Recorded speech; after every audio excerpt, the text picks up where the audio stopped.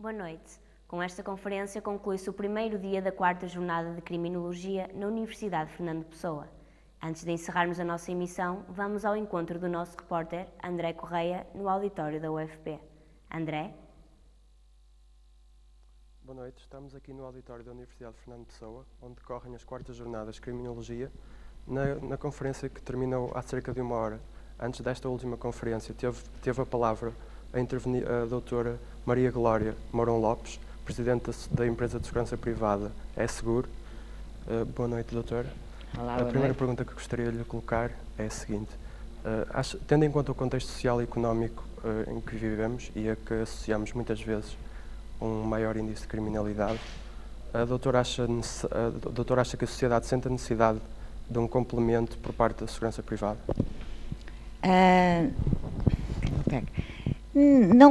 Não propriamente. Digamos, a atividade de segurança privada é, tal como é concebida em termos de vigilância, transporte de valores, sistemas eletrónicos de segurança, é normalmente uma atividade mais ligada para as empresas, não tanto para a questão que menciona da insegurança em termos particulares. No entanto, e obviamente nestes momentos há sempre a tendência para, ao nível da proteção da habitação ou do pequeno comércio, sim, pode-se dizer que aí há alguma coisa, mas sempre muito marginal, de facto. Nós, na segurança privada, defendemos realmente, não gostamos muito de ligar a questão da segurança, da segurança privada à questão da insegurança nacional. Estamos a falar de outra coisa. A doutora falou também na necessidade de termos uma legislação mais moderna. Quando se referiu a isso, refere-se, por exemplo, à legislação praticada noutros países que regulam este tipo de serviço? É assim, sabe que já houve, ao longo dos anos já houve uma evolução significativa, digamos que desde praticamente a inexistência de legislação sobre esta matéria até aos dias de hoje. Mas as coisas, a legislação tal como a vida precisa de muda, não é? E, portanto, ao dizer que defende uma legislação mais moderna, é porque, de facto, mais ligada à realidade atual. E, acima de tudo, menos administrativa, menos burocrática e com esta atividade precisa de ser regulada, porque é uma atividade tutelada pelo Ministério da Administração Interna, uma atividade que precisa de ser regulada e precisa de ser fiscalizada, mas com eficácia e não naqueles pormenores burocráticos e administrativos. Portanto, a legislação tem que ser adaptada e nós, em segurança privada, designadamente em vigilância, obviamente que há temas que podem evoluir, em que se pode evoluir, dotando, por exemplo, e hoje já houve essa evolução, em parte, por exemplo, a assistência em aeroportos não existia. Não é? Era a Polícia de Segurança Pública que fazia isso. Hoje já são as empresas de segurança privada. As centrais privadas, as centrais de recepção de alarmes, de antes estavam todas localizadas na PSP. Hoje existe uma coisa chamada as centrais privadas de recepção de alarmes, estão nas nossas empresas. Digamos que isto é uma evolução. Fala-se agora, por exemplo, da eventualidade de, em segurança privada, se vir a desenvolver a atividade da fiscalização dos transportes. É uma outra atividade que pode muito bem vir a ser desenvolvida pela segurança privada. Digamos que porque o que, acima de tudo, eu acho que nós temos que fazer, enquanto país, é, digamos, dar à segurança pública as suas atribuições concretas e deixar à atividade privada aquilo que ela melhor pode e sabe fazer. Não é? Então, a segurança privada não deve ser uma alternativa, mas sim um complemento? Não, a segurança privada é uma atividade complementar e subsidiária da segurança pública. E tem que viver em conjunto e em harmonia, e vive. Todos nós, as nossas empresas, todos os dias estão em contacto com as autoridades policiais, PSP, GNR, em muitos casos, e Polícia Judiciária, obviamente. Muito obrigado, doutora, pelas suas declarações. Muito obrigada. Estas foram então as declarações da doutora Maria Glória Mourão Lopes. Passamos agora à emissão para o estúdio, onde está a Daniela Oliveira.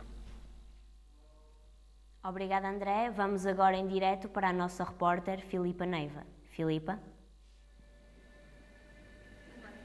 Obrigada, Daniela. Encontro-me aqui no exterior do auditório e tenho comigo o professor Dr. Paulo Moraes, professor da Universidade Lusófona e representante da Transparency International. O doutor tem feito uma grande campanha contra a corrupção nos cargos políticos. O Dr. Marinho Pinto, bastonário da Ordem dos Advogados, há pouco nesta conferência, manifestou-se contra a promiscuidade entre os interesses públicos e interesses privados. Comunga da mesma ideia? Claro, porque é aí que está a origem de todo o problema, repare.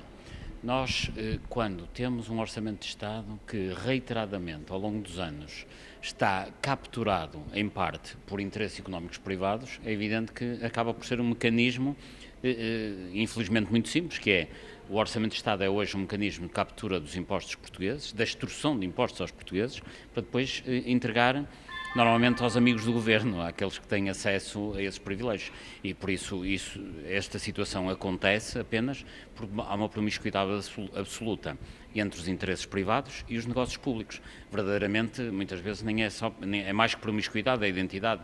Aquelas pessoas que estão nos cargos públicos são as mesmas que estão nas empresas privadas a desenvolver negócios com o Estado. Só para ter uma ideia, cerca de um terço do nosso Parlamento é constituída por deputados que, além de serem deputados, são simultaneamente administradores, consultores, diretores de empresas que têm negócios com o Estado ou, em alternativa, pertencem a escritórios de advogados que, por sua vez, trabalham para essas empresas. Por isso, de forma direta ou indireta, estão interessados nos negócios que eles próprios fiscalizam no Parlamento e cuja legislação produzem. Portanto, isto cria-se aqui um caldo de corrupção, é o termo, infelizmente, é um caldo de promiscuidade e corrupção que empobrece o país e que nos trouxe ao estado a que chegamos. Eu estou convicto que nós hoje encontramos-nos numa profunda crise que tem dois aspectos. Por um lado, há a crise da dívida pública, que resulta de corrupção continuada ao longo de 20 anos, em que da ordem dos 6, 7% do orçamento todos os anos são canalizados para um conjunto de grupos económicos e depois chegamos a uma dívida gigantesca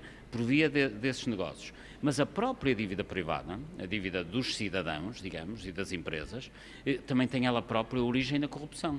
Porque quando nós iniciamos a crise, digamos, no início de 2009, cerca de 70% do valor da dívida privada tinha a ver com dívida imobiliária.